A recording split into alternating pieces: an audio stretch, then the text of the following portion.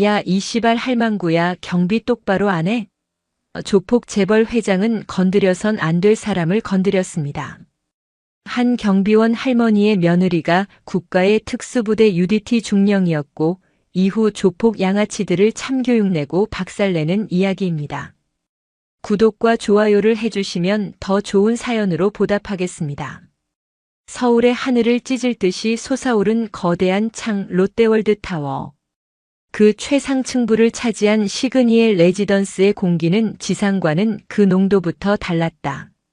바닥에 이음새 하나 보이지 않는 최고급 대리석은 거울처럼 반질거렸고 통제된 습도와 온도 속에서 은은하게 퍼지는 시트러스 계열의 아로마 향은 이곳이 평범한 인간의 생활 공간이 아님을 증명하고 있었다. 창밖으로는 서울의 모든 불빛이 발 아래 카페처럼 깔려 있었지만 그 아찔한 풍경조차 이곳 입주민들에게는 그저 익숙한 벽지에 불과했다. 이곳에서 10년 넘게 미화원으로 일해온 오미숙 여사는 이 고요하고 화려한 세계에 보이지 않는 톱니바퀴 중 하나였다. 희끗희끗한 머리를 단정하게 묶고 풀먹인 유니폼을 빳빳하게 차려입은 그녀는 자신의 존재감을 최대한 지우며 움직였다. 입주민의 동선에 방해가 되지 않도록, 그들의 심기를 거스르지 않도록. 그것이 이곳의 불문율이었다. 그녀는 방금 전 복도 끝에 위치한 거대한 통창에 묻은 미세한 손자국 하나를 특수 제작된 융으로 말끔히 닦아냈다. 자신의 일을 마친 그녀의 입가에 희미한 만족감 어린 미소가 번졌다. 고된 일이었지만 이 일을 해서 하나뿐인 아들 지역을 번듯하게 키워냈고 군인이라 늘 늠름하고 자랑스러운 며느리 세아를 얻었다. 조금만 더 힘내자. 퇴근하면 우리 며느리가 데리러 올 시간이다. 소박한 행복을 곱씹으며 지하 주차장으로 향하는 직원용 엘리베이터에 몸을 실었을 때였다. 적막해야 할 지하 5층 주차장 전체가 마치 야수의 포효와 같은 굉음으로 울리고 있었다. 부아앙으. 귀를 찢는 배기음과 함께 새빨간 페라리 한 대가 총알처럼 코너를 돌아 그녀가 있는 곳으로 미끄러져 들어왔다. 차에서는 저속한 가사가 난무하는 힙합 음악이 터져나오고 있었다.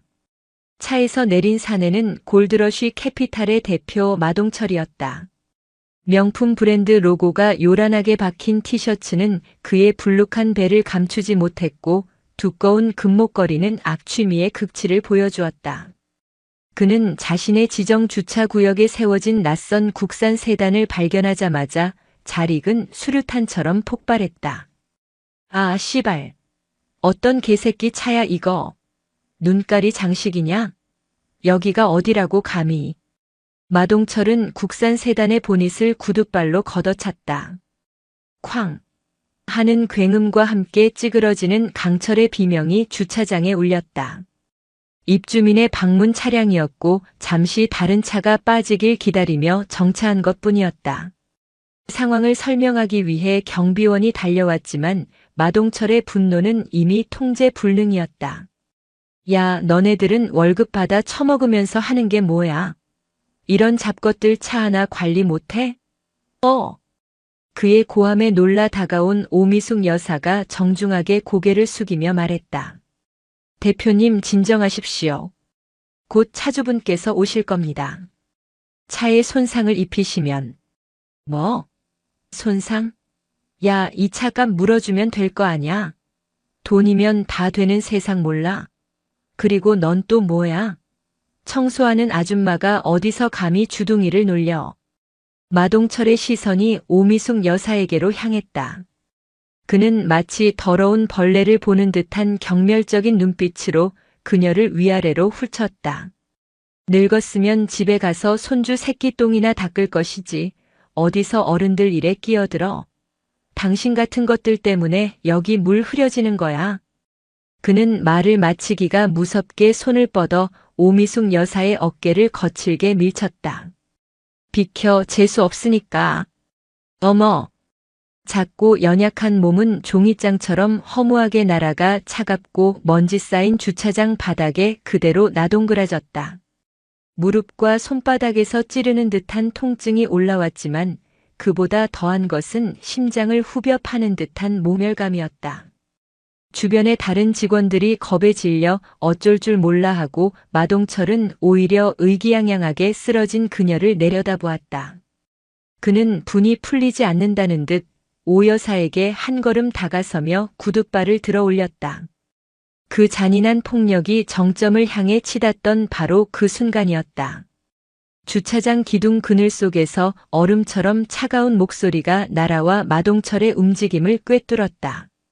지금 뭐 하는 겁니까? 목소리가 들려온 곳으로 모두의 시선이 향했다.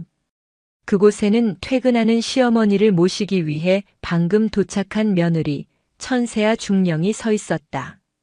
값비싼 명품 하나 걸치지 않은 평범한 면 티셔츠와 청바지 차림이었지만 그녀의 존재감은 주차장의 공기를 얼어붙게 만들었다. 꼿꼿하게 편 허리와 조금의 흐트러짐도 없는 자세, 그리고 무엇보다도 감정이라곤 한 점도 느껴지지 않는 그 깊고 서늘한 눈빛. 천세아는 쓰러진 시어머니의 처참한 모습과 발길질을 하려던 마동철의 추악한 자세, 그리고 그 주변에서 침묵으로 동조하던 모든 것을 자신의 두 눈에, 그리고 해군 특수전전단 UDTSEAL의 지옥 같은 훈련으로 단련된 심장에 빠짐없이 기록했다. 그녀의 내면에서 잠자고 있던 국가가 막대한 예산을 들여 키워낸 최정의 살상병기의 본능이 조용히 눈을 뜨고 있었다. 마동철은 아직 알지 못했다. 자신이 방금 건드린 것이 평범한 노파의 연약한 어깨가 아니라 대한민국에서 가장 위험한 맹수의 영린이었다는 사실을, 그리고 그 대가가 얼마나 끔찍할 것인지를. 주차장의 공기는 납처럼 무겁게 가라앉았다. 마동철은 갑자기 나타난 젊은 여자의 당돌한 태도에 어이가 없다는 듯 헛웃음을 터뜨렸다. 뭐야, 넌? 이 아줌마 딸이라도 되냐? 세상 무서운 줄 모르고 어디서. 하지만 그의 말은 끝을 맺지 못했다. 천세아가 그에게 시선을 고정한 채 한치의 망설임도 없이 움직이기 시작했기 때문이다. 그녀는 마동철을 그대로 지나쳐 쓰러진 시어머니에게 다가갔다. 그 움직임에는 분노나 당황 같은 감정의 동요가 전혀 없었다. 마치 전장에서 부상당한 대원을 발견한 지휘관처럼 모든 동작이 냉철하고 계산된 듯 정확했다. 어머니, 괜찮으세요? 제 말 들리세요? 그녀는 오미숙 여사의 어깨를 가볍게 두드리며 의식을 확인했다. 동공의 풀림 여부, 호흡의 안정성, 출혈 부위를 순식간에 훑어내렸다. 군에서 배운 응급 처치술이 몸에 밴 움직임이었다. 다행히 심각한 외상은 보이지 않았지만 충격으로 하얗게 질린 시어머니의 얼굴과 가늘게 떨리는 손이 그녀의 심장에 불을 질렀다. 잠시만요, 어머니. 금방 해결할게요. 천세아는 자리에서 일어나 주머니에서 스마트폰을 꺼냈다. 그리고는 마치 아무 일도 없었다는 듯 너무나도 차분한 목소리로 119에 신고했다. 네, 서울 송파구 신천동 롯데월드타워 시그니엘 레지던스 지하 5층 주차장입니다. 60대 여성이 폭행으로 쓰러졌습니다. 의식은 있지만 충격이 심한 상태입니다. 신속한 출동 바랍니다. 신고를 마친 그녀는 카메라 앱을 켰다. 찰칵 찰칵.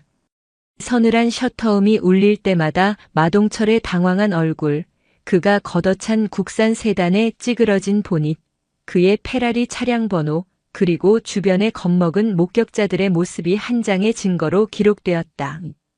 그제야 상황 파악이 된 마동 CHECKEREDFLA 주동철이 버럭 소리를 질렀다. 야, 내까짓 게 뭔데 날 찍어? 당장 안 지워, 이 미친년아. 그가 성큼성큼 다가와 손을 뻗어 스마트폰을 빼앗으려던 순간 천세아가 고개를 들어 그의 눈을 정면으로 마주했다. 그 순간 마동철은 온몸에 피가 얼어붙는 듯한 섬뜩한 감각에 휩싸였다. 그녀의 눈은 분노를 넘어선 완전한 무감정의 심연이었다. 마치 인간을 보는 것이 아니라 처리해야 할 목표물을 분석하는 듯한 그 눈빛 앞에서 산전수전 다 겪은 마동철조차 본능적인 위협을 느꼈다. 손대지 마시죠. 증거인멸 및 2차 가해 혐의가 추가될 수 있습니다. 그녀의 목소리는 나지막했지만 주차장의 모든 소음을 압도하는 힘이 있었다. 잠시 후 구급차가 도착했고 천세아는 들것에 실려 나가는 시어머니의 손을 꼭 잡으며 속삭였다. 걱정 마세요. 제가 다 해결할게요. 병원 응급실.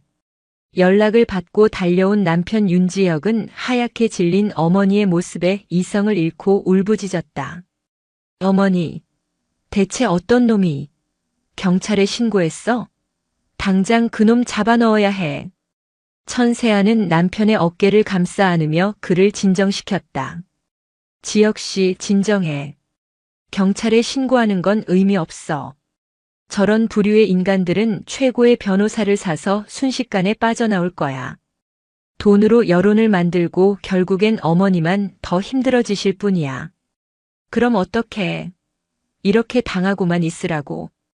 천세아는 남편의 눈을 똑바로 바라보며 말했다. 그녀의 눈빛은 그 어느 때보다 단단하고 결연했다. 아니, 법이 해결해주지 못한다면 다른 방법으로 가르쳐줘야지. 자신이 저지른 행동의 무게가 얼마나 무거운지, 그 대가가 얼마나 끔찍한지 뼈와 영혼에 새겨지도록 내가 그렇게 만들 거야. 그날 밤 시어머니가 병원에 입원한 것을 확인하고 자신의 오피스텔로 돌아온 천세아의 눈빛은 이미 군인의 그것으로 돌아와 있었다. 이곳은 이제 단순한 주거 공간이 아닌 작전 지휘 통제실 시사아이였다. 그녀는 보안 처리된 군용 노트북을 켜고 가장 신뢰하는 후배이자 국군 사이버 사령부의 천재 해커인 하태식 주무관에게 보안 회선을 연결했다. 화상통신 화면에 나타난 하 주무관이 경례를 붙였다. 충성. 중령님 오랜만입니다. 그래, 태식아. 잘 지냈나? 다름이 아니라 비공식 작전 하나를 시작해야겠다. 천세아는 낮에 있었던 일을 간략하게 설명하고 마동철의 사진과 차량 번호, 그리고 골드러쉬 캐피탈이라는 회사명을 화면에 띄웠다. 타겟은 이자다. 이름 마동철. 지금부터 이 인간과 관련된 모든 정보를 긁어 모은다. 개인 신상, 재산 내역, 통화 기록, 회사의 자금 흐름까지. 먼지 한 톨 남기지 말고 전부. 이건 명령이다. 상황을 파악한 하태식의 표정이 순식간에 굳어졌다. 감히 UDT 대선배의 가족을 건드렸다는 사실에 그의 눈에 분노가 이글거렸다. 명령 접수했습니다. 중령님의 어머니를 건드린 놈입니까? 그렇다. 알겠습니다. 그 새끼는 이제 죽은 목숨입니다. 사이버 공간에서 존재 자체를 지워버리겠습니다.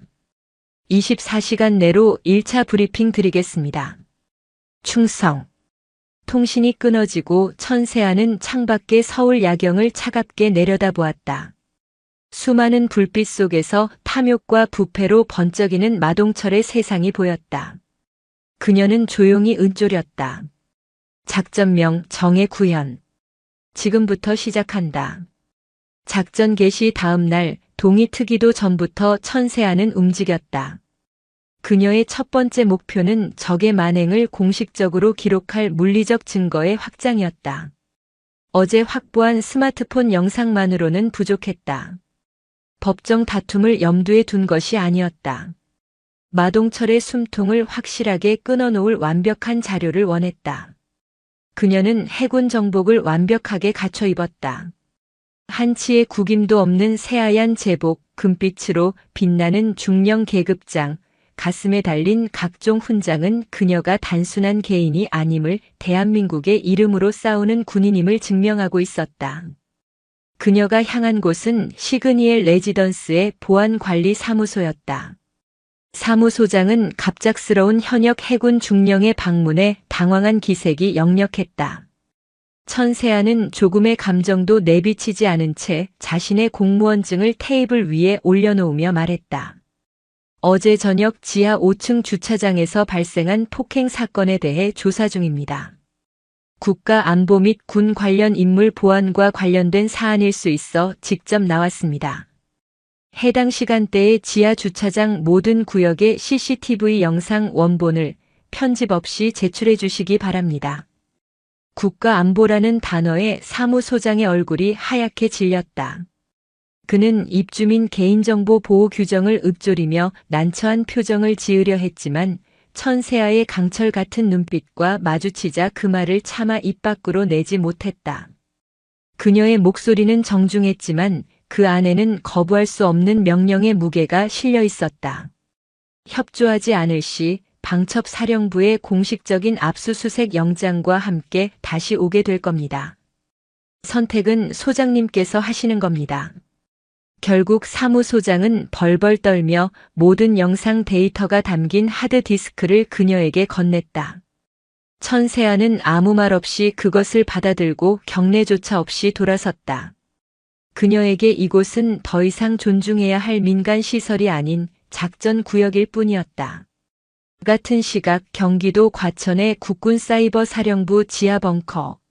하태식 주무관은 밤을 꼬박 새운 상태였지만 그의 눈은 오히려 형형하게 빛나고 있었다. 수십 개의 모니터가 그의 주변을 둘러싸고 있었고 그의 손가락은 키보드 위에서 춤을 추듯 현란하게 움직였다.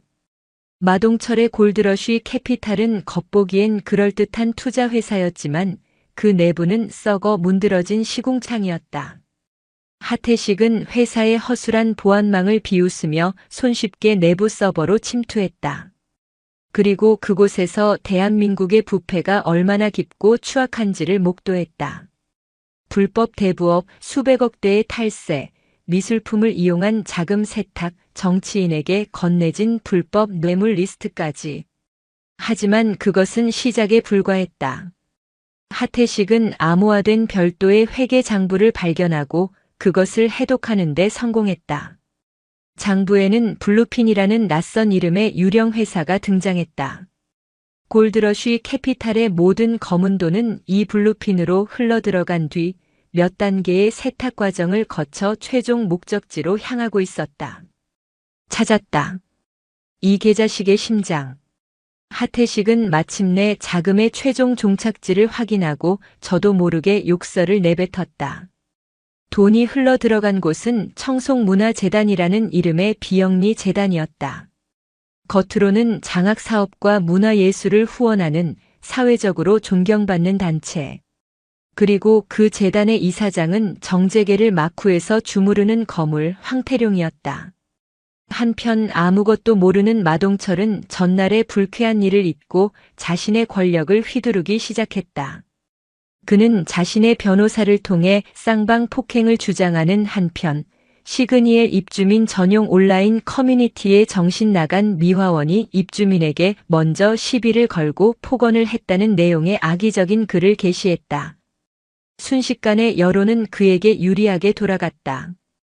피해자인 오미숙 여사는 한순간에 파렴치한 가해자로 둔갑했다. 그 모든 상황을 실시간으로 보고받은 천세아는 분노하는 대신 오히려 입가에 냉소를 머금었다. 스스로 무덤을 파는군. 그때 하태식으로부터 긴급 통신이 들어왔다. 중령님 보고 드립니다. 마동철은 단순한 꼬리가 아닙니다. 거대한 몸통에 연결된 중요한 자금줄입니다. 최종 보스는 청송문화재단의 황태룡입니다. 어떻게 할까요? 바로 황태룡을 칠까요? 천세아는 잠시 생각에 잠겼다. 거대한 뱀을 잡기 위해서는 머리를 직접 노리기보다 먹이를 삼키지 못하도록 턱부터 부숴야 하는 법이다. 아니, 계획대로 간다. 일단 마동철부터 처리한다. 뱀의 독리를 먼저 뽑아버리는 거야. 그가 가진 모든 것을 빼앗고 사회적으로 완전히 매장시킨다. 황태룡이 스스로 꼬리를 잘라내도록 만들고 그때 드러나는 빈틈을 노린다. 그녀는 하태식이 보내온 방대한 양의 비리 증거들과 자신이 확보한 완벽한 폭행 영상을 USB에 담았다. 이제 사냥을 위한 미끼를 만들 차례였다. 그녀의 머릿속에서 마동철의 탐욕을 자극해 스스로 덫에 걸어 들어오게 할 완벽한 시나리오, 안나천이라는 이름의 유령이 서서히 모습을 갖추기 시작했다. 사이버 전장에서의 1차 전투는 압도적인 승리로 끝났고, 이제 오프라인에서의 심리전이 막을 올리고 있었다. 마동철은 자신의 세상이 얼마나 견고한지 잘 알고 있었다. 그의 세상은 돈으로 쌓아 올린 성체였고, 법은 그 성벽을 장식하는 액세서리이자 귀찮은 벌레들을 막아주는 방충망에 불과했다. 강남 테헤란로가 한눈에 내려다 보이는 골드러쉬 캐피탈 35층 대표이사실. 이탈리아 장인이 만들었다는 거대한 원목 책상에 다리를 꼬아 올린 채 그는 최고급 쿠바산시가 연기를 허공에 뿜어내고 있었다. 푸아흐, 그래서 그 계집이 아직도 날뛰고 있다고. 변호사님, 뭘 그리 걱정하십니까? CCTV? 그거 하나로 흠집이나 나겠습니까? 정당방위, 아니 과잉방어였다고 우기면 그만입니다. 늙은 미화원이 먼저 시비를 걸었다고 입주민 커뮤니티에 글 몇 개 올렸더니 다들 내 편을 들던데요. 사람들은 보고 싶은 것만 보고 믿고 싶은 것만 믿는 법입니다. 그는 전화기 너머의 변호사에게 호언장담하며 낄낄거렸다. 주차장에서 마주친 군인 며느리의 차가운 눈빛이 잠시 아른거렸지만 그는 곧 고개를 저었다. 군인이면 뭐 어쩔 건데. 여기는 전쟁터가 아니라 대한민국이야. 계급장보다 돈이 더 높은 세상이라고. 그는 자신의 힘을 과신했고 오만했다. 그는 즉시 시그니엘 레지던스 지배인에게 전화를 걸어 으름장을 놓았다. 아, 나 마동철인데. 그 미화원 아줌마 아직 안 잘났습니까? 그런 저급한 인간들 때문에 우리 레지던스 품격 떨어지는 거 몰라요? 당장 해고하지 않으면 당신들 분양 비리 저지른 거 내가 언론에 다 터뜨릴 줄 알아. 협박은 그의 가장 익숙하고 효과적인 무기였다. 그 같은 시각 마동철의 견고한 성을 무너뜨릴 공성병기가 조용히 만들어지고 있었다. 천세아의 오피스텔은 이미 완벽한 작전 지휘소로 변모해 있었다. 벽 한쪽에는 서울의 위성 지도와 시그니엘 주변의 상세 도면이 붙어 있었고 테이블 위에는 노트북 3대가 쉴 새 없이 돌아가고 있었다. 태시가, 페르소나 제작은 어디까지 됐지? 완벽합니다, 중령님. 이름 안나 천에너 CHEON. 국적은 대한민국이지만 어린 시절 싱가포르로 이민가 성장한 재미교포 2세. 세계적인 바이오테크 기업 바이오 우컨텀 싱가포르의 아시아의 태평양 지부 신규 투자 총괄 대표. 하버드에서 MBA를 수료했고 월스트리트에서 5년간 경력을 쌓은 것으로 설정했습니다. 하태식의 손끝에서 안나 천이라는 유령이 실체를 얻고 있었다. 그는 단 몇 시간 만에 바이오 우컨텀의 그럴듯한 홈페이지를 만들었고 세계적인 경제지에 안나 천의 가짜 인터뷰 기사를 심었다. 그녀의 링크드인 프로필에는 월가의 유명 인사들이 남긴 추천사까지 정교하게 조작되어 있었다. 마동철 같은 부류가 확인할 수 있는 모든 디지털 경로에 안나 천은 이미 거물급 투자 전문가로 존재하고 있었다. 이제는 천세아 자신이 안나 천이 되어야 할 시간이었다. 그녀는 평생 입어본 적 없는 종류의 옷들을 사기 위해 청담동의 명품 편집숍으로 향했다. 군복과 훈련복 그리고 실용적인 평상복이 전부였던 그녀에게 몸에 딱 달라붙는 실크 원피스와 12cm 높이의 아찔한 스틸레토 힐은 마치 다른 종족의 갑옷처럼 느껴졌다. 하지만 그녀는 망설이지 않았다. 이것은 쇼핑이 아니었다. 작전을 위한 위장이었다. 그녀는 매장 거울 앞에서 허리를 꼿꼿이 세우고 어깨를 활짝 폈다. 걸음걸이, 말투, 미소 짓는 입꼬리의 각도까지. 그녀는 머릿속으로 수없이 시뮬레이션하며 천세아를 지우고 안나 천을 그려 넣었다. 미끼를 던지는 방식 또한 치밀했다. 직접적인 접근은 의심을 살 수 있었다. 하태식은 과거 국방부 프로젝트와 관련해 디지털적인 약점을 잡아두었던 여의도의 한 중견급 투자 자문사 대표에게 부탁을 넣었다. 며칠 후 그 대표는 마동철에게 전화를 걸어 마치 일생일대의 기회라도 되는 양호들갑을 떨었다. 마 대표님, 이거 정말 엄청난 건입니다. 싱가포르의 바이오 우컨텀이라는 회사인데 나스닥 상장을 앞두고 한국 시장에 극비리의 대규모 투자를 진행한다고 합니다. 안나 천이라는 여자 대표인데 보통 깐깐한 게 아니지만 제가 겨우 마 대표님을 추천해서 미팅 약속을 잡았습니다. 극비리 대규모 투자. 마동철의 탐욕을 자극하기에 이보다 더 완벽한 단어는 없었다. 그는 의심의 싹을 피우기도 전에 이미 거대한 이익의 환상에 사로잡혔다. 그는 당장 만나겠다고 소리쳤다. 첫 만남의 장소는 역설적이게도 사건의 현장, 시그니엘 서울의 최상층에 위치한 로열 스위트룸이었다. 천세아는 일부러 그 장소를 골랐다. 범죄의 현장에서 자신의 손으로 직접 심판의 무대를 열기 위함이었다. 약속 시간이 되자 마동철이 촌스러운 명품으로 온몸을 휘감은 채 스위트룸으로 들어섰다. 그는 창가에 서서 서울의 야경을 등지고 서 있는 안나 천의 실루엣을 보고 저도 모르게 마른 침을 삼켰다. 몸의 곡선을 따라 흐르는 우아한 실크 드레스, 은은하게 풍기는 고급스러운 향수, 그리고 무엇보다도 자신감 넘치는 미소. 그는 며칠 전 주차장에서 자신에게 얼음장 같은 눈빛을 보내던 그 여자를 전혀 알아보지 못했다. 만나서 반갑습니다. 마동철 대표님. 안나 천입니다. 천세아는 부드럽지만 힘있는 목소리로 악수를 청했다. 그녀는 완벽한 비즈니스 우먼을 연기하며 마동철의 혼을 쏙 빼놓을 만한 투자 계획을 브리핑했다. 수천억 단위의 숫자들이 오가는 대화 속에서 마동철의 눈은 이미 돈에 멀어 있었다. 대화가 무르익을 무렵 천세아는 결정적인 한 수를 던졌다. 그녀는 와인 잔을 우아하게 기울이며 마치 비밀을 공유하듯 목소리를 낮췄다. 그런데 마 대표님, 사실 저희 같은 글로벌 기업들은 거액의 자금을 신속하게 운용할 때 세금 문제나 절차상의 번거로움 때문에 비공식적인 루트를 활용하기도 합니다. 예를 들면 블루핀 같은 유령 회사를 통해서 말이죠. 대표님이라면 무슨 말인지 아실 거라 믿습니다. 블루핀. 그 단어가 튀어나오는 순간 마동철의 탐욕스러운 미소가 순간 굳어졌다. 그의 동공이 지진이라도 난 듯 미세하게 흔들렸고 와인 잔을 쥔 손에 힘이 들어가는 것을 천세아는 놓치지 않았다.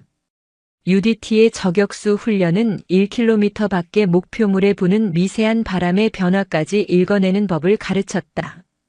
지금 그녀의 눈앞에 있는 마동철의 미세한 균열은 바람의 변화보다 더 선명한 신호였다. 먹잇감이 미끼를 완전히 물었다. 이제 낚싯대를 잡아챌 시간만이 남아 있었다. 첫 만남 이후 마동철은 완전히 덫에 걸린 짐승처럼 허우적댔다. 거대한 이익이라는 환상에 사로잡힌 그는 안나 천에게 매일같이 연락하며 진행 상황을 묻고 자신의 재력을 과시하며 어떻게든 그녀의 마음에 들기 위해 안달했다. 그의 조급함과 탐욕은 천세아와 하태식에게 더 많은 기회의 문을 열어주었다.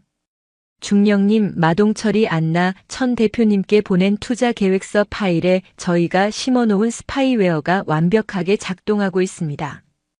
지금 이 순간부터 그의 개인 컴퓨터와 스마트폰은 저희 손바닥 안입니다. 실시간으로 모든 것을 보고 들을 수 있습니다. 하태식의 보고처럼 마동철의 모든 비밀이 그들의 모니터 위에 펼쳐졌다. 황태룡과의 비밀 통화 녹음 파일, 장부를 조작하는 구체적인 지시가 담긴 이메일, 심지어 내연녀와 주고받는 시시콜콜한 메시지까지. 그의 추악한 제국을 송두리째 무너뜨리고도 남을 증거들이 차곡차곡 쌓여가고 있었다. 천세아는 이제 마지막 무대를 준비했다. 그녀는 안나 천의 목소리로 마동철에게 전화를 걸었다. 마 대표님. 드디어 싱가포르 본사에서 최종 투자 승인이 떨어졌습니다. 계약서에 서명하기 위해 마지막으로 뵙고 싶군요. 장소는 대표님의 심장부인 골드러쉬 캐피탈 사무실이 좋겠습니다. 대표님의 왕국을 직접 구경하고 싶어서요. 왕국이라는 말에 마동철은 의기양양해져서 흔쾌히 수락했다. 자신의 성공을 과시할 최고의 기회라고 생각했다. 약속 당일. 천세아는 동이 트기 전부터 일어나 군복을 입었다. 하지만 이번에는 위압감을 주기 위한 하얀색 정복이 아니었다. 유사시 즉각적인 전투에 임할 수 있도록 활동성을 극대화한 짙은 남색의 해군 동계 전투복이었다. 그녀는 군화끈을 단단히 조여매고 머리를 한치의 흐트러짐도 없이 올려 묶었다. 화장기 없는 그녀의 얼굴은 그 어떤 때보다도 차갑고 단단했다. 거울에 비친 것은 안나 천도 윤지역의 아내도 아니었다. 오직 적의 심장부로 침투하는 대한민국 해군 특수전전단 중령 천세아뿐이었다. 골드러쉬 캐피탈이 입주한 강남의 빌딩 로비에 그녀가 들어서자 모두의 시선이 쏠렸다. 전투복 차림의 여군 장교가 이런 곳에 나타나는 것은 극히 이례적인 일이었다. 안내 데스크 직원이 당황해서 방문 목적을 물었지만 그녀는 대답 대신 마동철 대표와의 약속을 알렸다. 35층 대표의 사실. 마동철은 최고급 샴페인까지 준비해두고 의기양양하게 안나 천을 기다리고 있었다. 비서가 문을 열고 손님 오셨습니다라고 말했을 때 그는 활짝 웃으며 자리에서 일어났다. 그러나 그의 눈에 들어온 것은 화려한 투자 전문가가 아닌 칠흑 같은 전투복을 입은 군인이었다. 누구? 넌. 마동철의 뇌가 잠시 정지했다. 주차장의 그 여자. 시그니엘 스위트룸의 안나천. 그리고 눈앞의 군인. 세 개의 다른 모습이 하나로 합쳐지며 그의 머릿속에서 거대한 혼란이 일어났다. 권력 관계가 역전되는 데는 1초도 걸리지 않았다. 천세아는 얼어붙은 그를 무시하고 성큼성큼 걸어들어와 그의 거대한 원목 책상 위에 작은 검은색 USB 하나를 올려놓았다. 툭. 작지만 묵직한 소리가 사무실의 정적을 갈랐다. 오랜만이군요, 마동철 씨. 내 어머니는 좀 어떠시냐고 묻고 싶겠지만 당신 같은 인간에게 그런 안부를 들을 이유는 없겠지. 내 인연. 감히 날 속여? 여기가 어디라고 기어들어와. 마동철이 뒤늦게 정신을 차리고 고함을 질렀다. 하지만 천세아는 눈 하나 깜짝하지 않았다. 그녀는 품에서 작은 리모컨을 꺼내 사무실 벽면을 가득 채운 100인치 스크린을 켰다. 지지직거리는 소음과 함께 화면에 나타난 것은 시그니엘 지하 주차장의 CCTV 영상이었다. 고화질 화면 속에서 마동철이 오미숙 여사를 밀치고 쓰러진 그녀에게 발길질을 하려던 자신의 추악한 모습이 적나라하게 재생되었다. 에이, 이걸 어디서? 입 닥쳐. 천세아의 목소리는 강철처럼 날카로웠다. 지금부터 내가 하는 말을 토시 하나 틀리지 말고 잘 들어. 이 USB 안에는 방금 본 영상의 원본 파일이 들어있다. 그리고 당신이 블루핀을 통해 돈 세탁한 내역 황태룡 회장에게 상납한 뇌물 장부, 당신의 탈세 증거, 그리고 지난 10년간 저지른 모든 범죄의 기록이 전부 담겨 있지. 그녀는 마동철의 턱 밑까지 다가가 그의 눈을 똑바로 꿰뚫어 보며 말했다. 선택지는 두 가지다. 첫째, 내일 오전 10시 정각까지 시그니엘 레지던스 로비로 가서 내 어머니와 모든 직원들 앞에서 무릎 꿇고 사죄해라. 당신이 커뮤니티에 올린 거짓말을 스스로 바로잡고 어머니의 명예를 되돌려놔. 그리고 당신의 이 더러운 사업을 모두 정리하고 이 땅에서 사라져. 천세아는 잠시 말을 끊고 그의 눈에 절망이 차오르는 것을 확인한 뒤 말을 이었다. 둘째, 내가 지금 이 문을 걸어 나가서 곧장 서초동 서울중앙지방검찰청 특수부로 가는 거다. 물론 가는 길에 KBS, MBC, SBS를 비롯한 모든 언론사에도 이 USB의 복사본을 하나씩 선물로 보내겠지. 당신의 왕국은 하룻밤 사이에 잿더미가 될 거고 당신은 교도소에서 평생 썩게 될 거야. 자, 선택해. 마동철. 명예로운 죽음이냐, 비참한 생존이냐. 마동철은 자신의 거대한 가죽 의자에 주저앉았다. 그의 몸은 분노와 공포로 사시나무처럼 떨리고 있었다. 그가 평생을 바쳐 쌓아올린 돈의 성체가 이름 모를 군인 하나가 던진 작은 USB 앞에서 모래성처럼 허무하게 무너져 내리고 있었다. 심판의 서곡은 끝났다. 이제 그의 대답만이 남아 있었다. 다음 날 오전 10시 시그니엘 레지던스 1층 로비는 전례 없는 긴장감에 휩싸여 있었다. 마동철이 모든 입주민과 직원들 앞에서 공개 사죄를 하겠다는 공지가 붙자 로비는 이를 구경하려는 사람들과 소문을 듣고 몰려든 기자들로 북새통을 이루었다. 천세아의 지시를 받은 하태식이 익명의 제보를 통해 몇몇 언론사의 정보를 흘린 덕분이었다. 로비 한가운데 휠체어에 앉은 오미숙 여사의 곁을 아들 윤지혁이 지키고 있었다. 오 여사의 얼굴에는 착잡함과 두려움이 교차했다. 그녀는 이런 요란한 복수를 원한 것이 아니었다. 하지만 며느리는 말했다. 어머니, 이건 복수가 아니에요. 짓밟힌 어머니의 명예를 원래 있어야 할 자리로 되돌려 놓는 과정일 뿐이에요. 천세아는 그 자리의 모습을 드러내지 않았다. 그녀는 로비가 내려다 보이는 2층의 한 카페 창가에서 마치 작전의 최종 결과를 확인하는 지휘관처럼 모든 상황을 지켜보고 있었다. 약속된 시간이 되자 검은색 세단 한 대가 로비 앞에 멈춰 섰다. 며칠 전까지만 해도 세상을 다 가진 듯 오만했던 마동철이 지금은 사형장으로 끌려가는 죄수처럼 창백한 얼굴로 차에서 내렸다. 그는 수많은 사람들의 시선과 터져나오는 카메라 플래시 세례를 애써 외면하며 로비 안으로 들어섰다. 그리고 그는 오미숙 여사의 휠체어 앞에 섰다. 잠시 망설이던 그는 이내 결심한 듯 거친 소리를 내며 대리석 바닥에 무릎을 꿇었다. 쿵.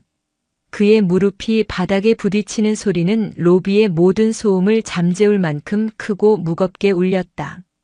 제가 죽을 죄를 지었습니다. 마동철의 목소리는 갈라지고 떨려 나왔다. 그는 고개를 들지 못한 채 바닥에 이마를 박을 듯이 숙였다. 오미숙 여사님께 제가 인간으로서 해서는 안 될 짓을 저질렀습니다. 입주민 커뮤니티에 제가 올렸던 모든 글은 전부 제가 만들어낸 거짓말입니다. 여사님은 아무 잘못이 없으십니다. 모든 것은 저의 오만하고 추악한 성품 때문입니다. 부디 용서해 주십시오. 그의 입에서 흘러나온 고백은 거대한 파장이 되어 퍼져나갔다. 그의 굴욕적인 사죄 장면은 실시간으로 인터넷에 중계되었고 순식간에 대한민국 전체가 이 사건을 알게 되었다. 오만했던 재벌의 몰락은 대중들에게 통쾌한 카타르시스를 선사했다. 공개 사죄를 마친 마동철은 그 길로 변호사와 함께 서초동 검찰청사로 향해 자수했다. 그가 제출한 자료와 진술을 토대로 검찰은 골드러쉬 캐피탈에 대한 대대적인 압수수색에 착수했다. 그의 왕국은 그렇게 하루아침에 무너져 내렸다. 그날 저녁 오랜만에 온 가족이 한자리에 모였다.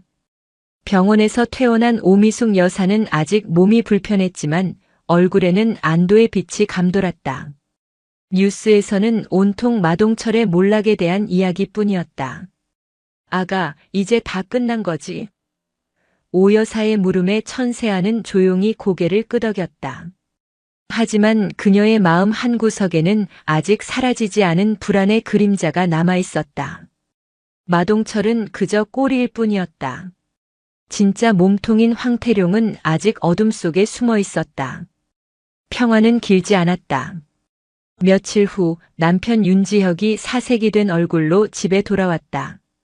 그가 몇 년간 공들여온 대규모 공공 건축 프로젝트가 최종 계약을 앞두고 갑자기 무기한 보류되었다는 통보를 받았다는 것이었다. 사유는 국가안보 관련 신원 조회에 문제가 발견됨. 아내가 현역 특수부대 장교인 그에게는 말도 안 되는 이유였다. 그것은 시작에 불과했다. 오미숙 여사의 집에는 밤마다 발신자 표시 제한으로 정체불명의 전화가 걸려왔다. 수화기 너머에서는 아무 소리도 들리지 않고 오직 누군가의 숨소리만이 섬뜩하게 들려왔다. 잠을 설치기 시작한 오 여사의 얼굴에 다시 수심이 드리워졌다. 그리고 마침내 위협은 천세아 자신에게로 향했다. 진해의 부대에서 주말을 맞아 서울의 집으로 차를 몰고 오던 중이었다. 그녀는 백미러를 통해 똑같은 검은색 제네시스 세단 한 대가 몇 시간째 자신과 똑같은 간격을 유지하며 따라오고 있다는 것을 눈치챘다. 그녀는 훈련받은 대로 고속도로 출구로 빠지는 척하다가 급가속하여 다시 본선으로 합류하는 회피 기동을 시도했다.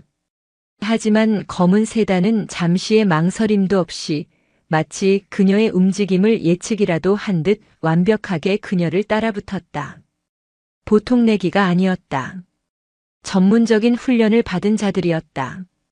집에 도착한 천세아는 차에서 내리지 않고 한동안 핸들을 쥔 채 앉아 있었다. 황태룡이 움직이기 시작한 것이다. 그는 마동철처럼 저급한 폭력을 쓰는 대신 그녀가 가장 소중히 여기는 것들을 하나씩 건드리며 압박해오고 있었다. 가족의 생계, 어머니의 평온, 그리고 그녀 자신의 안전까지. 이것은 명백한 경고였다. 더 이상 까불지 마라. 천세아의 눈빛이 다시 한번 차갑게 빛났다. 경고라고? 이건 선전포고다. 그녀는 다시 한번 노트북을 켰다. 이번 상대는 마동철 같은 잡어가 아니었다. 대한민국을 움직이는 거대한 악의 축이었다. 그녀는 하태식에게 메시지를 보냈다. 플랜 B로 전환한다. 타겟 황태룡. 이번엔 그의 돈줄이 아니라 그의 숨통을 끊을 약점을 찾아. 세상 모든 인간에게는 아킬레스건이 있는 법이니까. 찾아내. 반드시. 무너진 왕국의 폐허 위로 더 거대하고 음습한 그림자가 모습을 드러내고 있었다. 진짜 전쟁은 이제부터 시작이었다. 황태룡의 보이지 않는 압박은 차가운 바닷물처럼 천천히 하지만 확실하게 천세아의 가족을 잠식해 들어왔다. 남편 윤지혁은 자신의 모든 것을 걸었던 프로젝트가 허무하게 좌초되자 깊은 무력감에 빠졌다. 그는 밤마다 잠 못 이루고 서재에서 담배를 태우며 보이지 않는 거대한 벽 앞에서 좌절했다. 세아야, 우리 그냥 여기서 멈추면 안 될까? 어느 날 저녁 그는 지친 목소리로 아내에게 말했다. 마동철은 벌 받았잖아. 어머니도 이제 괜찮으시고. 그런데 왜 이렇게까지 우리를 괴롭히는 거지? 상대는 우리가 감당할 수 있는 수준이 아니야. 이러다 정말 우리 가족 전부가 부서져 버릴 것 같아. 그의 눈에는 진심 어린 두려움이 서려 있었다. 천세아는 남편의 고통을 이해했다. 평범하고 성실하게 살아온 그에게 법과 상식이 통하지 않는 거대한 권력의 폭력은 감당하기 힘든 공포였을 것이다. 그녀는 남편의 손을 따뜻하게 잡아주며 그의 눈을 똑바로 바라보았다. 지혁 씨, 당신 말이 맞아. 상대는 보통 내기가 아니야. 하지만 그래서 멈출 수 없는 거야. 먹이를 눈앞에 둔 맹수는 사냥감이 도망치려다 멈칫하는 순간 목을 물어뜯어. 황태룡 같은 인간에게 지금 우리가 약한 모습을 보이는 건 제발 우리를 파멸시켜 달라고 비는 것과 같아. 이건 더 이상 복수가 아니야. 우리 가족의 생존을 위한 싸움이야. 그녀의 목소리에는 흔들림이 없었다. 그것은 남편을 안심시키기 위한 말이 아니었다. 냉혹한 현실에 대한 군인의 정확한 판단이었다. 내가 반드시 끝낼게. 약속해. 그녀의 결심을 확인한 윤지혁은 더 이상 아무 말도 하지 않았다. 그는 그저 아내의 손을 마주 잡을 뿐이었다. 천세아의 선전포고를 받은 하태식은 사이버 사령부의 벙커에서 보이지 않는 유령과의 전쟁을 시작했다. 하지만 황태룡은 마동철과는 차원이 달랐다. 그는 철저하게 아날로그적인 인간이었다. 개인 스마트폰이나 컴퓨터를 사용하지 않았고 모든 연락은 대포폰을 사용하는 비서를 통해 이루어졌다. 그의 이름으로 된 재산은 거의 없었으며 모든 자산은 청송문화재단이나 해외의 유령법인 명의로 교묘하게 분산되어 있었다. 디지털 세상에서 그는 말 그대로 유령이었다. 젠장. 하태식은 모니터에 끝없이 뜨는 접근 불가와 정보 없음 메시지를 보며 키보드를 내리쳤다. 며칠 밤낮으로 그의 모든 기술을 동원했지만 황태룡의 핵심부에 접근하는 것은 불가능에 가까웠다. 그는 마치 거대한 안개 속에 숨어있는 성체와도 같았다. 선배님, 쉽지 않습니다. 놈은 자신의 흔적을 남기지 않습니다. 이건 해킹의 영역이 아니라. 알아. 하지만 완벽한 인간은 없어. 약점은 반드시 존재해. 그게 사람이든 물건이든 아니면 떨쳐내지 못하는 과거의 기억이든. 시야를 바꿔. 황태룡 본인이 아니라 그가 보호하는 무언가를 찾아봐. 돈의 흐름을 다시 추적해. 그 많은 검은 돈이 전부 재단 운영에만 쓰일 리가 없어. 분명히 어딘가로 새어나가는 구멍이 있을 거야. 천세아의 조언은 하태식에게 새로운 방향을 제시했다. 그는 황태룡의 재무 기록 대신 청송문화재단의 지난 10년간의 해외 송금 내역을 파고들었다. 수만 개의 기록 속에서 그는 하나의 기이한 패턴을 발견했다. 매년 일정한 시기에 거액의 자금이 여러 유령 회사를 거쳐 최종적으로 스위스의 한 프라이빗 뱅크로 송금되고 있었다. 그 목적지는 단 하나, 제네바였다. 스위스 제네바. 대체 뭘까?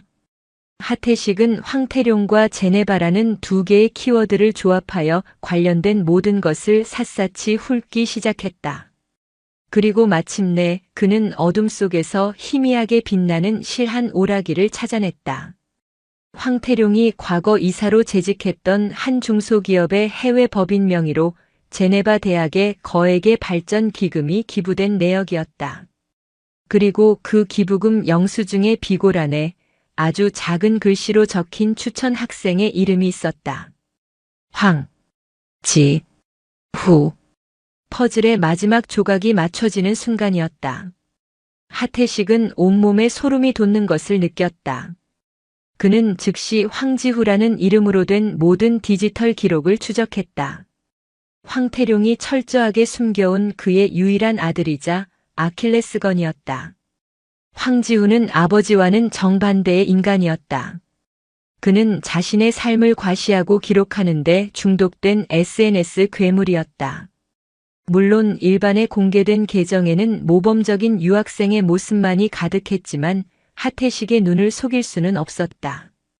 그는 친구들만 볼 수 있도록 설정된 비공개 계정들을 순식간에 해킹에 들어갔다.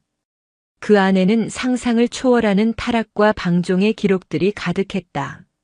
모나코의 호화요트에서 모델들과 함께 코카인을 흡입하는 영상, 마카오의 VIP룸에서 수십억 원의 판돈을 걸고 불법 도박을 하는 사진, 아버지의 돈으로 산 슈퍼카를 몰며 제네바 시내에서 광란의 질주를 벌이는 모습까지. 그는 아버지가 쌓아올린 부패의 성 위에서 그 돈을 태우며 향락을 즐기는 망나니 왕자였다. 하태식은 발견한 모든 자료들을 즉시 천세아에게 전송했다.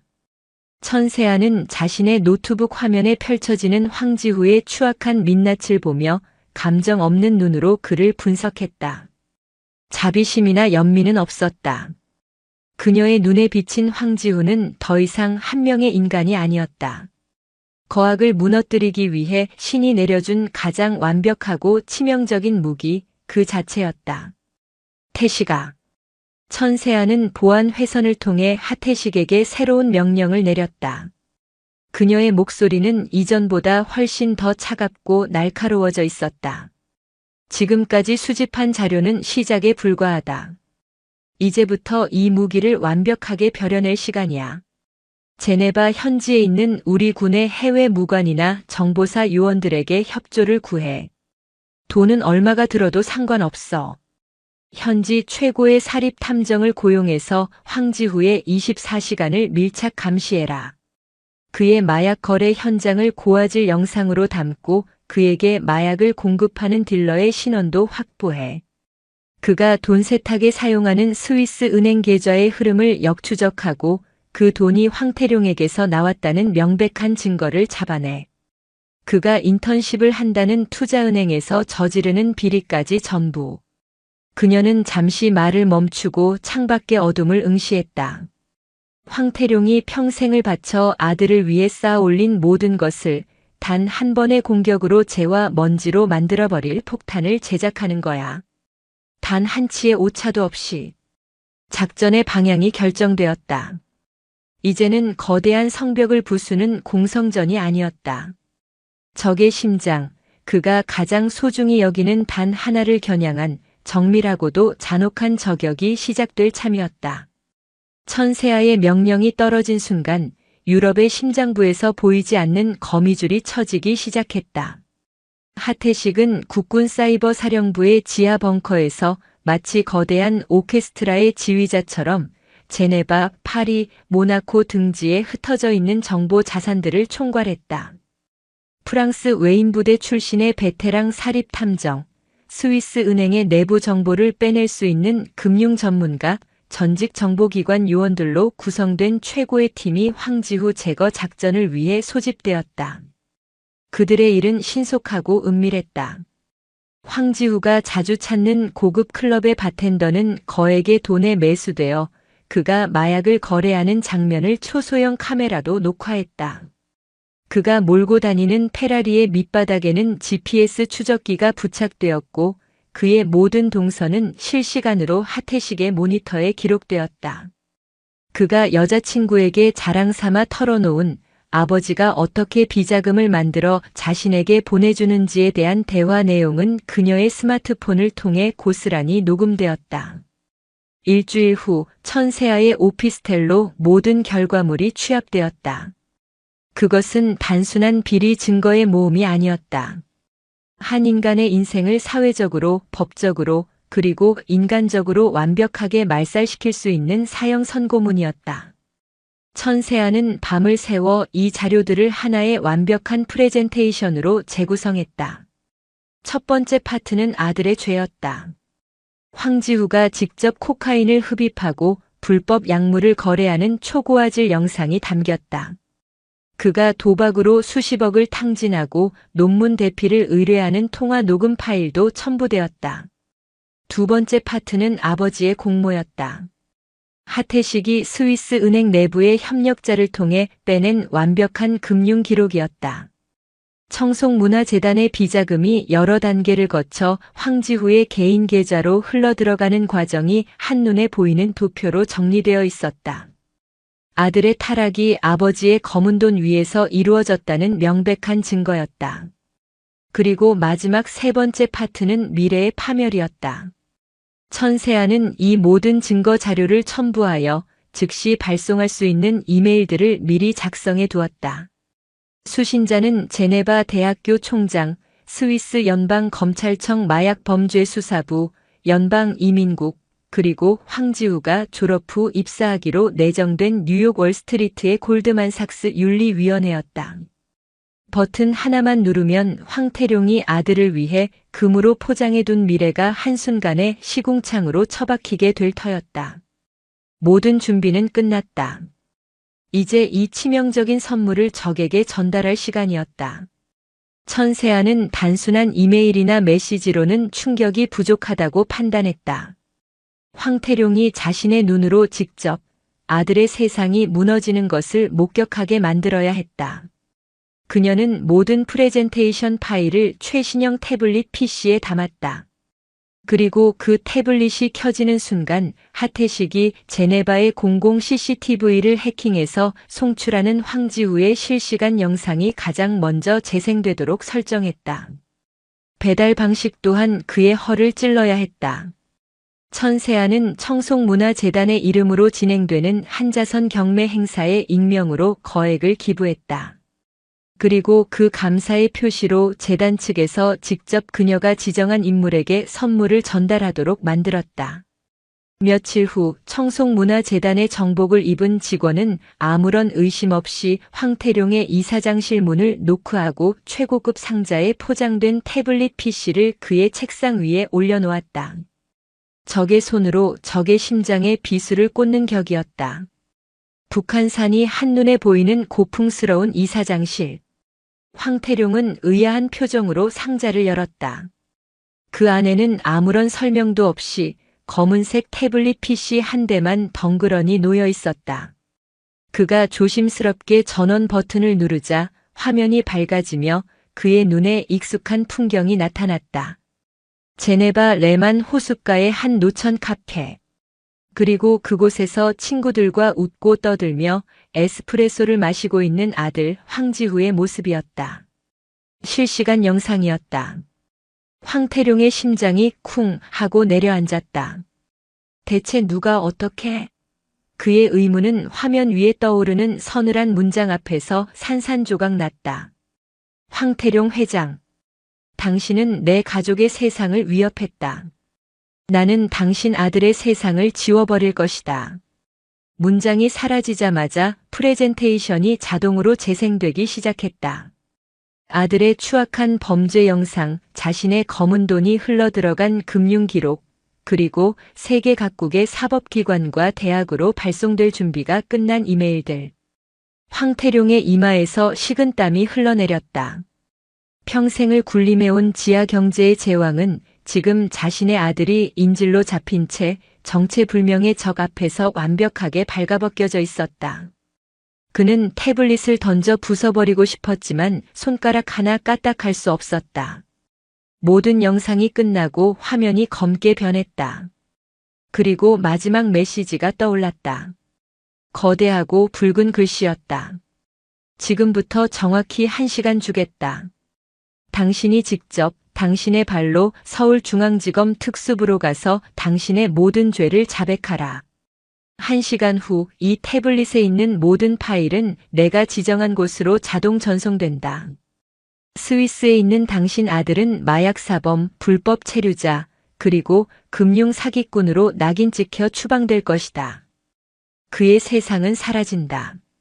시계는 지금도 가고 있다. 선택은 당신 몫이다. 메시지 밑으로 붉은색 디지털 타이머가 나타나 카운트다운을 시작했다. 황태룡은 자신의 심장 박동 소리가 온 사무실을 울리는 것 같았다. 그가 평생을 바쳐 쌓아 올린 제국과 그의 유일한 분신인 아들의 미래. 둘 중 하나를 선택해야 할 지옥 같은 시간이 시작되었다. 황태룡의 이사장실은 시간이 멈춘 듯한 공간이 되었다. 창밖의 세상은 평온하게 흘러가고 있었지만 태블릿 화면 속에서 무심하게 흘러가는 붉은색 숫자는 그의 목을 조여오는 올가미와도 같았다. 그는 평생 이런 무력감을 느껴본 적이 없었다. 그는 언제나 통제하는 쪽이었다. 돈으로, 권력으로, 그리고 때로는 폭력으로. 세상 모든 것은 그의 발 아래에 있었고 사람들은 그의 눈짓 하나에 복종했다. 하지만 지금 그는 정체도 목적도 알 수 없는 적 앞에서 완벽한 수세에 몰려 있었다. 찾아내. 당장 이 태블릿의 출처를 찾아내. IP 추적해. 누구 짓인지 알아내란 말이야. 황태룡은 보안팀장에게 미친 듯이 소리쳤다. 하지만 돌아온 대답은 절망뿐이었다. 회장님, 불가능합니다. 모든 데이터는 해외의 다중 프록시 서버를 거치고 있고 하드웨어 자체에도 어떠한 흔적도 남아있지 않습니다. 완벽한 유령입니다. 그는 청와대 비서실장에게, 국정원 차장에게, 검찰총장에게 전화를 걸었다. 그가 수십 년간 돈으로 관리해온 인맥들이었다. 하지만 그들 역시 속수무책이었다. 회장님, 상대가 누군지도 모르는데 저희가 어떻게 움직임납니까? 증거가 스위스 검찰로 넘어간다면 저희도 손을 쓸 수가 없습니다. 힘의 공백. 그가 믿었던 모든 권력이 이 디지털 인질극 앞에서는 아무런 소용이 없었다. 시간은 계속 흘러갔다. 4230. 그는 태블릿 화면에 떠있는 아들의 실시간 영상을 멍하니 바라보았다. 아무것도 모른 채 친구와 환하게 웃고 있는 아들. 자신의 모든 것이자 유일한 약점. 그는 아들을 위해 이 모든 부와 권력을 쌓았다. 아들이 자신처럼 어둠 속에서 살지 않게 하기 위해, 빛나는 길만 걷게 하기 위해 기꺼이 악마가 되었다. 그런데 그 모든 노력이 지금 한순간에 물거품이 될 위기에 처했다. 아들의 세상이 무너진다면 그가 지켜온 제국은 무슨 의미가 있단 말인가. 3000. 절반이 지났다. 황태룡은 마침내 결심했다. 그는 떨리는 손으로 마지막 통화 버튼을 눌렀다. 상대는 그의 변호인이었다. 나, 황태룡이요. 지금부터 긴급 기자회견을 준비해 주시오. 그리고 검찰에 연락해서 내가 자진 출두하겠다고 전하시오. 모든 것을 내 입으로 직접 밝히겠다고. 수화기 너머의 변호사는 경악했지만 황태룡의 목소리에는 더 이상 반박할 수 없는 체념과 결단이 서려 있었다. 1500. 대한민국의 모든 언론사가 발칵 뒤집혔다. 청송문화재단 황태룡 이사장 1시간 뒤 긴급 기자회견 개최 선언. 속보가 떴다. 천세아와 하태식은 자신들의 작전 지휘소에서 뉴스를 보며 숨을 죽였다. 500. 황태룡이 수많은 카메라 플래시 앞에서 연단에 섰다. 불과 몇 시간 전까지만 해도 대한민국을 호령하던 제왕의 모습은 온데간데 없었다. 10년은 늙어 보이는 초췌한 노인이 서 있을 뿐이었다. 100. 그는 마이크를 잡고 준비된 원고도 없이 입을 열었다. 국민 여러분께 사죄드립니다. 저 황태룡은 오늘부로 제가 저지른 모든 죄를 고백하고 법의 심판을 받고자 합니다. 1. 0. 카운트다운이 끝나는 순간 황태룡의 입에서 충격적인 고백들이 쏟아져 나왔다. 수조 원대의 비자금 조성, 정관계 로비, 주가 조작. 대한민국을 뒤흔든 거대 부패 사건, 황태룡 게이트의 서막이 그의 입으로 직접 열리는 순간이었다. 천세아의 오피스텔. 하태식은 카운트다운이 끝나자마자 자동으로 발송되도록 설정되어 있던 폭탄 메일의 전송을 급히 취소했다. 그는 안도의 한숨을 내쉬며 의자에 몸을 기댔다. 끝났습니다. 중령님, 우리가 이겼습니다. 천세아는 아무 말 없이 TV 화면 속에서 무너져 내리는 황태룡의 모습을 지켜볼 뿐이었다. 그날 이후 대한민국은 한동안 황태룡 게이트로 들끓었다. 수많은 정치인과 기업인들이 줄줄이 검찰에 소환되었다. 부패의 거대한 몸통이 쓰러지자 거기에 기생하던 수많은 가지들이 함께 뽑혀나갔다. 소란스러운 세상의 풍경과는 달리 천세아의 가족에게는 거짓말 같은 평화가 찾아왔다. 윤지혁의 프로젝트는 즉시 재개되었고 오미숙 여사의 집에는 더 이상 의문의 전화가 걸려오지 않았다. 온 가족이 거실에 모여 저녁 뉴스를 보는 평범한 일상. 그토록 지키고 싶었던 세상이었다. 오미숙 여사는 조용히 며느리의 손을 잡았다. 그녀의 주름진 손에서 따뜻한 온기가 전해졌다. 아가, 고맙다. 그 한마디에 모든 마음이 담겨 있었다. 몇 주 후 모든 것이 제자리를 찾았을 때 천세아는 진해의 부대로 복귀했다. 짠내 섞인 바닷바람, 규칙적인 기상, 나팔소리, 땀과 열기로 가득한 훈련장. 그녀는 비로소 자신이 있어야 할 곳으로 돌아왔음을 느꼈다. 그녀는 어둠이 내린 해변에 서서 거친 파도가 갯바위를 때리는 소리를 들었다. 지난 몇 주간의 일들이 파노라마처럼 스쳐 지나갔다. 그것은 단순히 어머니를 위한 복수가 아니었다. 자신의 가족이라는 작전 구역을 침범한 적을 섬멸하기 위한 군사작전이었다. 그녀는 깨달았다. 군인의 임무는 비단 휴전선을 지키고 영예를 수호하는 것만이 아님을. 이 땅의 평범한 사람들이 불의한 권력에 눈물 흘리지 않도록 상식과 정의가 바로 서는 사회를 지키는 것 또한 군인에 남겨진 임무임을. 그녀의 싸움은 끝났지만 그녀의 임무는 영원할 것이었다. 차가운 밤바다가 그녀의 전투복을 스치고 지나갔다. 천세아는 어둠이 내린 수평선을 향해 조용하지만 그 어떤 맹세보다도 굳건한 다짐을 새겼다. 나의 조국, 나의 세상은 내가 지킨다. 시간은 상처를 무디게 하고 분노를 가라앉히며 세상을 새로운 질서로 재편하는 힘을 가졌다. 황태룡 게이트라는 이름의 거대한 태풍이 대한민국을 휩쓸고 지나간 지 한 달. 태풍의 눈이었던 천세아의 가족에게는 마침내 고요한 평화가 찾아왔다. 세상의 소음은 점차 잦아들고 상처 입었던 일상은 더 단단한 형태로 아물기 시작했다. 뉴스에서는 연일 황태룡의 재판 과정을 중계했다. 천세아가 건넨 선택지에 따라 모든 죄를 자백한 그에게는 이례적으로 무기징역이 선고되었다. 법정에서 고개를 숙인 채 수갑을 차고 나서는 그의 모습은 더 이상 지하 경제의 제왕이 아닌 모든 것을 잃어버린 초라한 노인일 뿐이었다. 그의 아들 황지훈은 스위스에서 조용히 자취를 감췄다. 아버지의 몰락과 함께 그의 방탕했던 세상 역시 신기루처럼 사라져버렸다. 마동철은 그보다 먼저 징역 15년형을 선고받고 교도소에 수감되었다. 두 개의 거대한 악은 그렇게 사회로부터 완벽하게 격리되었다. 변화는 거기서 그치지 않았다. 남편 윤지혁이 맡았던 공공건축 프로젝트는 모든 방해 공작이 사라지자 일사천리로 진행되었다.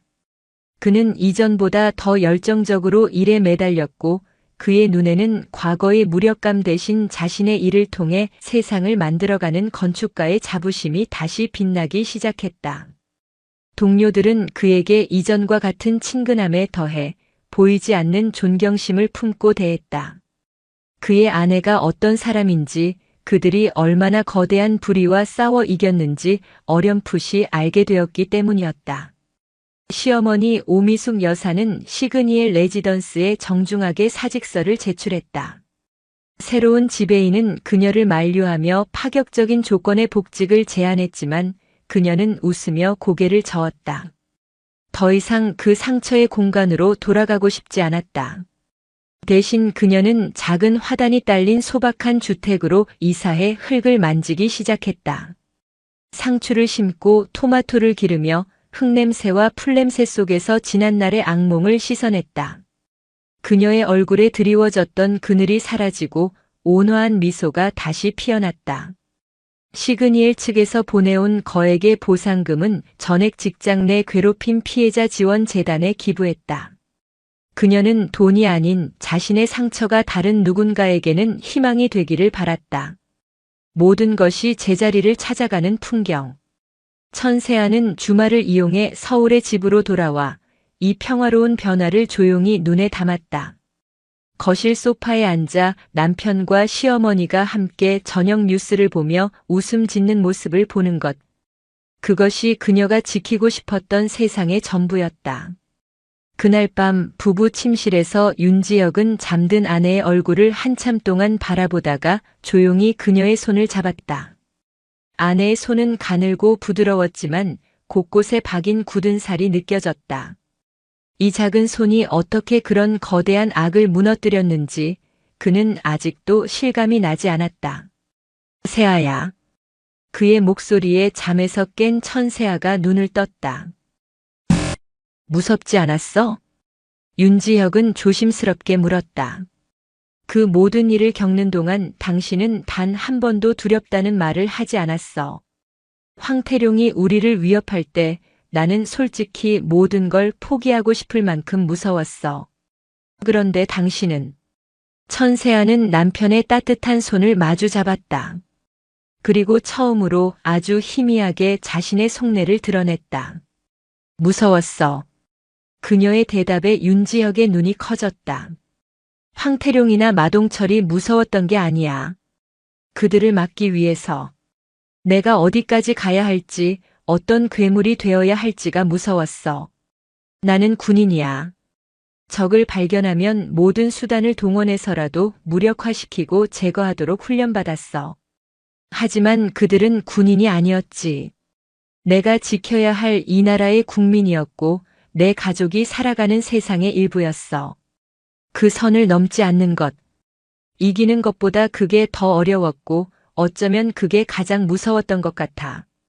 그녀의 고백은 그녀가 지난 한 달간 겪었을 깊은 고뇌의 흔적이었다. 그녀는 단순한 복수심에 취해 움직인 것이 아니었다.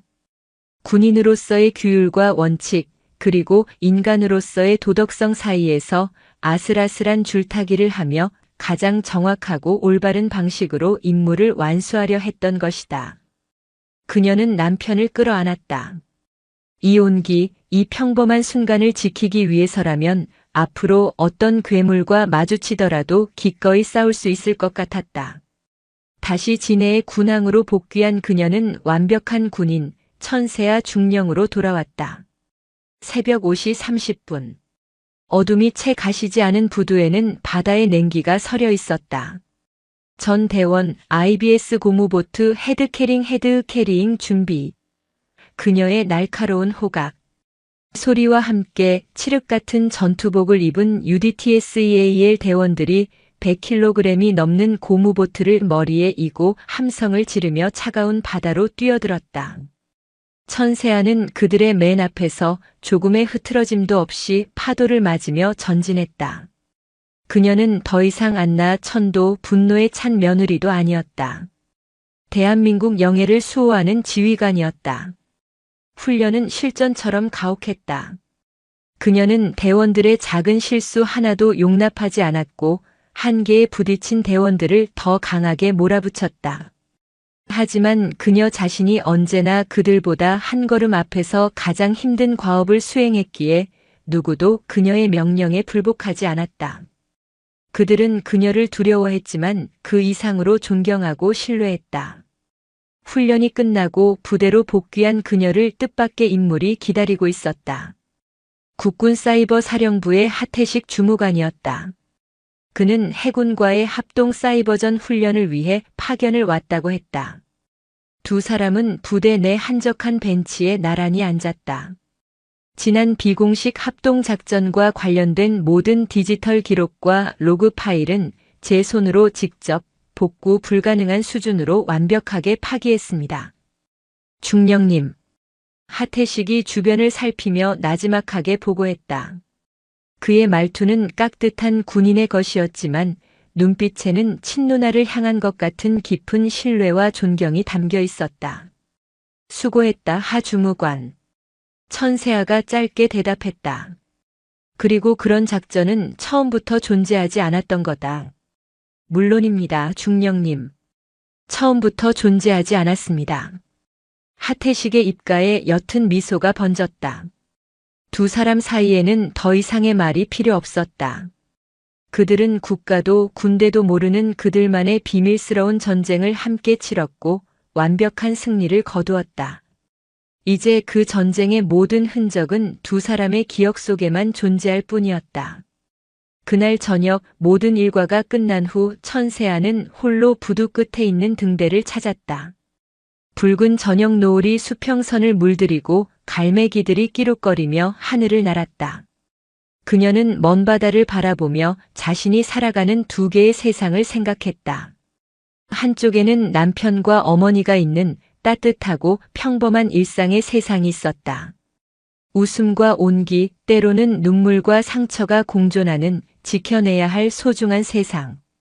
그리고 다른 한쪽에는 이 순간에도 차가운 바닷속에서 혹은 적진의 한가운데서 목숨을 걸고 임무를 수행하는 동료들이 있는 군인의 세상이 있었다. 냉철한 이성과 강철 같은 규율, 그리고 국가를 위한 희생이 전부인 세상. 지난 한 달간 그녀는 이 두 세계의 경계에 서서 싸웠다. 그리고 마침내 깨달았다. 그 두 세상은 결코 분리되어 있는 것이 아니라는 것을. 군인의 세상은 평범한 사람들의 세상을 지키기 위해 존재하는 것이었다. 위협이 북쪽의 휴전선 너머에서 오든 서울의 가장 높은 빌딩 펜트하우스에서 오든 그것은 중요하지 않았다. 국민의 평화로운 일상을 파괴하는 모든 것은 적이며 그것을 색출하고 무력화시키는 것이 자신에게 주어진 군인의 숙명임을. 그녀는 자신의 두 손을 내려다보았다. 적의 목을 부러뜨릴 수 있도록 단련된 이 손으로 그녀는 사랑하는 가족을 끌어안고 그들의 눈물을 닦아주었다. 이 이질적인 두 가지 역할의 공존이야말로 천세아라는 인간의 정체성이었다. 등대의 불빛이 어둠이 내리기 시작한 바다를 비추기 시작했다. 그녀는 더 이상 고뇌하지 않았다. 자신의 길은 명확했다. 그녀는 조국의 가장 단단한 방패이자 가장 날카로운 창이었다. 그리고 사랑하는 이들의 세상을 지키는 영원한 파수꾼이었다. 붉은 노을이 모두 쓰러지고 완전한 어둠이 내린 진의 앞바다. 그 어둠 속에서 등대의 불빛만이 굳건하게 빛나고 있었다. 천세아 중령은 그 불빛을 등지고 서서 자신이 지켜야 할 이 땅의 밤을 조용히 그리고 더없이 든든하게 마주하고 있었다. 그녀의 세상에서 그녀의 임무는 결코 끝나지 않을 터였다. 오늘도 인생지의 말씀을 잘 들어주셔서 감사합니다.